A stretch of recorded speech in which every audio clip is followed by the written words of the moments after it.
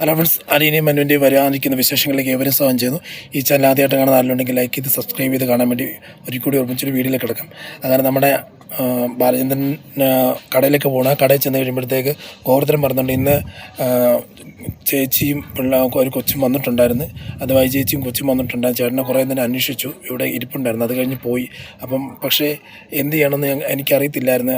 ചേട്ടൻ എവിടെ പോയെന്ന് പറയാൻ പറ്റത്തില്ല. നിനക്കെന്താ അവന് പറയത്തില്ലാന്ന് ചോദിക്കുമ്പോഴത്തേക്ക് അങ്ങനെ പറയരുന്നല്ല ചേട്ടൻ, പറയാൻ വേണ്ടി ചേട്ടൻ പറഞ്ഞിട്ടുമില്ല. ഞാൻ അഥവാ എന്തെങ്കിലും എടുത്ത് പറഞ്ഞു കഴിഞ്ഞ് കഴിഞ്ഞാൽ അത് ബുദ്ധിമുട്ടുണ്ടാവുമോ, ചേട്ടന് ബുദ്ധിമുട്ടുണ്ടാവും എന്നുള്ളൊരു തോന്നലുകൊണ്ടാണ് ഞാൻ പറയാണ്ടിരുന്നത്.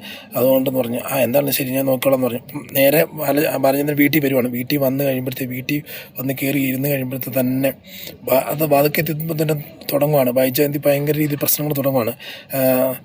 നിങ്ങൾ ഇത്ര നേരം ഞാൻ കടയിൽ വന്നിട്ടുണ്ടാവും, കടയിലില്ലായിരുന്നല്ലോ, എവിടെ പോയതാണ്, എന്താണ്, എങ്ങനെയാണെന്നൊക്കെ ചോദിച്ചു കഴിയുമ്പോഴത്തേക്ക് പറയാം, നീ എന്തിനാ എൻ്റെ കാര്യം അന്വേഷിക്കുന്നേ? കാരണം നമ്മൾ അങ്ങനെയല്ലോ, നമ്മളൊരു ഭാര്യ ഭർത്താവോട്ടല്ലല്ലോ നിൽക്കുന്നേ എന്ന് പറയുമ്പോഴത്തേക്ക് അതെന്താ അങ്ങനെ പറഞ്ഞത്? ഞാനിവിടെ ഒരു വിധവയെ പോലെയാണ് കഴിയുന്നത്. കറിഞ്ഞിപ്പം ഭർത്താവില്ലാത്ത രീതിയിൽ നിൽക്കുന്നത്. അപ്പം ചേട്ടൻ എവിടെ പോയത് എന്താണെന്ന് എനിക്കറിയേണ്ട കാര്യമുണ്ടെന്ന് പറയുമ്പോഴത്തേക്ക് നീ എന്തിനാ വൈജയന്തി അന്വേഷിക്കുന്നത്? കാര്യം എന്ന് പറഞ്ഞാൽ നീ എൻ്റെ ജീവിതത്തിൽ നീ വീട് വിട്ടിറങ്ങിപ്പോയത് എന്നോട് ചോദിച്ചിട്ടല്ല. നിൻ്റെ പല അഭിപ്രായങ്ങളും നിൻ്റെ പല കാര്യങ്ങളും ചെയ്യുന്നത് എന്നോട് ചോദിച്ചിട്ടില്ല. നീ നിൻ്റെ സ്വയം ഇഷ്ടത്തിനും സ്വന്തം കാര്യങ്ങൾക്ക് വേണ്ടി നീ ചെയ്തുകൊണ്ടിരിക്കുന്ന കാര്യത്തിൽ പല കാര്യങ്ങളും നിനക്ക് തീരുമാനമെടുക്കാനും അങ്ങനെ പോകാനും നിന്നെക്കൊണ്ട് പറ്റുന്നുണ്ട്. അപ്പം എന്തിനാ എന്നെ ആശ്രയിക്കുന്നേ? നീ എന്തിനാ എൻ്റെ കാര്യം അന്വേഷിക്കുന്നത്? അങ്ങനെയല്ലല്ലോ. ഈ വീട്ടിൽ ഞാൻ കഴിയുന്നുണ്ടെങ്കിൽ, ബാലേന്ദ്രൻ്റെ ഭാര്യയായിട്ട് കഴിയുന്നുണ്ടെങ്കിൽ ഞാൻ അന്വേഷിച്ചിരിക്കും.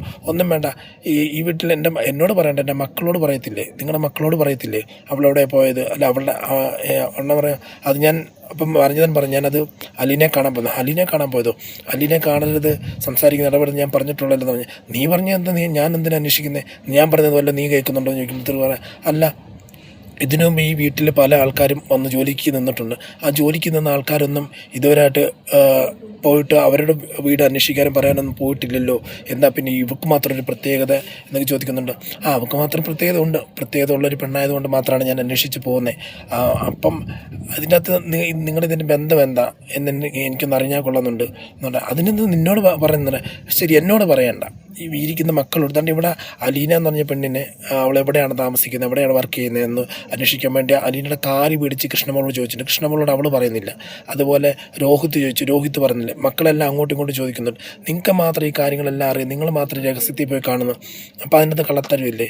കാരണം മകളാണെന്നുണ്ടെങ്കിൽ, നിങ്ങളുടെ മകളാണെന്നുണ്ടെങ്കിൽ അതിന് അഡ്രസ്സ് പറയുകയോ അല്ലെങ്കിൽ ഇവർ പോയി കാണുകയോ ചെയ്യുന്നതിന് ഇപ്പം എന്താ തെറ്റിരിക്കുന്നത്? അങ്ങനെ പോകുന്നതിൽ ഇപ്പം എന്താ തെറ്റിരിക്കുന്നതെന്ന് ചോദിക്കുമ്പോഴത്തേക്ക് ഞാൻ പോകണ്ടോ വേണ്ടയോ എന്നൊക്കെ തീരുമാനിക്കും ഞാനാണ്. പിന്നെ അന്വേഷിക്കണോ വേണ്ടോ എന്നൊക്കെ തീരുമാനിക്കും ഞാനാണ്. അത് മാത്രമല്ല അഡ്രസ്സ് കൊടുക്കണോ വേണ്ടോ എന്ന് ഞാനാണ് തീരുമാനിക്കുന്നതെന്ന് പറയുമ്പോഴത്തേക്ക് രോഹിത്തും കൃഷ്ണമോളും ബബിതയൊക്കെ നോക്കുന്നുണ്ട്. അച്ഛൻ എന്തിനാ ഈ കള്ളത്തരം കാണിക്കുന്നേ? അച്ഛൻ എന്താ ഇങ്ങനെ ചെയ്യുന്നേ എന്ന് പറയുമ്പോഴത്തേക്ക് ഉടനെ വൈജയന്തി പറയുവാണ്, നിങ്ങൾക്ക് അവളുമായിട്ട് യാതൊരു അവിഹിതമോ വേറൊരു ബന്ധമോ ഒന്നും ഇല്ലായിരുന്നുണ്ടെങ്കിൽ നിങ്ങൾ പറയുന്നത് കറക്റ്റാണ്.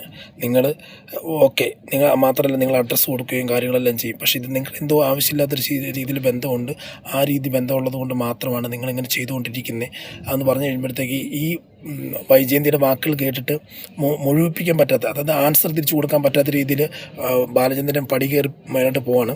അപ്പോഴത്തേക്ക് പിള്ളേരോട് പറയാം, ഇത് കണ്ടോ, നിങ്ങളുടെ അപ്പൻ ചെയ്യുന്ന കണ്ടോ? നിങ്ങളുടെ അപ്പന് ആവശ്യമില്ലാത്തൊരു ബന്ധമില്ല എന്നാണെന്നുണ്ടെങ്കിൽ ഇതിൻ്റെ അകത്ത് ക്ലിയറായിട്ട് ആൻസർ തന്നേനെ. നിങ്ങൾ ചോദിക്കും, എന്താ അപ്പ എവിടെയാ, ചേച്ചി എവിടെയാ, എന്താണെന്ന് ചോദിച്ചതിന് മറുപടി പറഞ്ഞേനെ. പക്ഷേ ഇതങ്ങനെയൊന്നും ചെയ്യുന്നില്ല. അതുകൊണ്ട് പറയാം, നിങ്ങൾ ക്ലിയറായിട്ട് ഇതിൻ്റെ അകത്ത് തീരുമാനമെടുത്ത് പൊക്കോണം, അല്ലെങ്കിൽ നിങ്ങൾക്ക് തന്നെ ബുദ്ധിമുട്ടുണ്ടാവും എന്നുള്ള രീതിയിൽ വൈജയന്തി പറയുവാണ്. അത് കഴിഞ്ഞ് രാത്രി കുടിയെല്ലാം കഴിഞ്ഞ് ബാലചന്ദ്രൻ തൻ്റെ അന്നത്തെ ദിവസത്തെ ഷോപ്പിൽ പോകാത്ത ദിവസത്തിലുള്ള കണക്കും കാര്യങ്ങളും ബാലചന്ദ്രൻ എടുത്തുകൊണ്ടിരിക്കുകയാണ്. അപ്പോൾ അങ്ങനെ എടുത്തുകൊണ്ടിരിക്കുമ്പോഴത്തേക്ക് ബാലചന്ദ്രൻ ചോദിക്കുന്നുണ്ട്,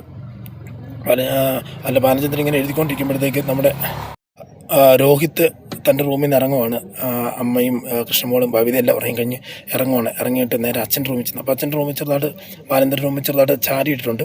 അപ്പം അത് തട്ടിയിട്ട് അവിടെ ചോദിച്ചു, അച്ഛൻ എനിക്ക് ഒന്ന് വരാമെന്ന് ചോദിക്കും. കയറി വന്ന് പറയും. അപ്പം കണക്കും കാര്യങ്ങളൊക്കെ തന്നത് കാൽക്കുലേറ്ററും പേനയും ബുക്കൊക്കെ എടുത്ത് മടക്കി വെച്ചിട്ട് ചോദിക്കും, എന്താ മോനെ, നിനക്ക് എന്താ അറിയേണ്ടത്? എന്താ രോഹിത്തെ ഇപ്പോഴെന്ന് പറയാം? അല്ല അച്ഛാ, എനിക്കൊരു കാര്യം അറിയാനുണ്ട്. അമ്മ ചോദിക്കുന്നതിൻ്റെതായിട്ടുള്ള കറക്റ്റ് കാര്യങ്ങളല്ലേ. ഇപ്പം ചേച്ചി ഇവിടുന്ന് പോയി, അല്ലെങ്കിൽ ചേച്ചി പോയി. എനിക്ക് കൃഷ്ണമോൾക്കും ഭവിതയ്ക്കൊക്കെ ചേച്ചീനെ ഇഷ്ടമാണ്. പക്ഷേ എന്തുകൊണ്ട് ചേച്ചീനെ അച്ഛൻ ഇങ്ങനെ സംരക്ഷിക്കുന്നു. മാത്രമല്ല എന്താ നിങ്ങൾ തമ്മിലുള്ള ബന്ധം? കാരണം എനിക്കറിഞ്ഞാൽ കൊള്ളുന്നുണ്ട്. അമ്മയുടെ ചോദ്യത്തിന് ഒന്നും ഉത്തരം പറയാൻ പറ്റാത്ത രീതിയിൽ അച്ഛൻ നിൽക്കുകയാണ്. അതല്ലല്ലോ എക്സാക്റ്റ് ആയിട്ടുള്ള കാര്യങ്ങൾ അച്ഛൻ ഒന്ന് പറയാം. അപ്പം എനിക്കത് അറിഞ്ഞാൽ കൊള്ളാമെന്നുണ്ട്. കാരണം മകൻ എന്നുള്ള രീതിയിൽ അച്ഛൻ ഇങ്ങനെ കുറ്റപ്പെടുത്തുക, മറ്റുള്ളവർ അച്ഛനെ കുറ്റപ്പെടുത്തിക്കൊണ്ട് ഇരിക്കുന്നത് കേട്ടോണ്ടിരിക്കാൻ പറ്റത്തില്ല. സത്യാവസ്ഥ അറിയുവാണെങ്കിൽ എനിക്കതിൻ്റെ അകത്ത് അച്ഛനെ സപ്പോർട്ട് ചെയ്യാമല്ലോ എന്നുള്ളതൊക്കെ പറയുവാണ്. അപ്പം നീ ഇവിടെ ഇരിക്കുന്നു പറഞ്ഞ് കട്ടിലിരിക്കുവാണ്.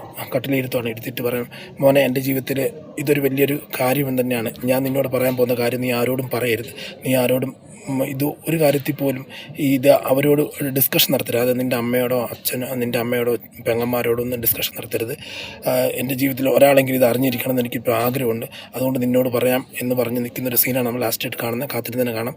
ഇന്നത്തെ വീഡിയോ ഇത്തിരി ഷോർട്ടായിട്ട് പോയിട്ടുണ്ട്. അടുത്ത ദിവസങ്ങളെല്ലാം ലോങ്ങായിട്ട് വീഡിയോ ഇടാൻ സമയം കിട്ടുന്നത് ഞാൻ പുറത്ത് വന്ന് ചെയ്യുന്നതാണ്.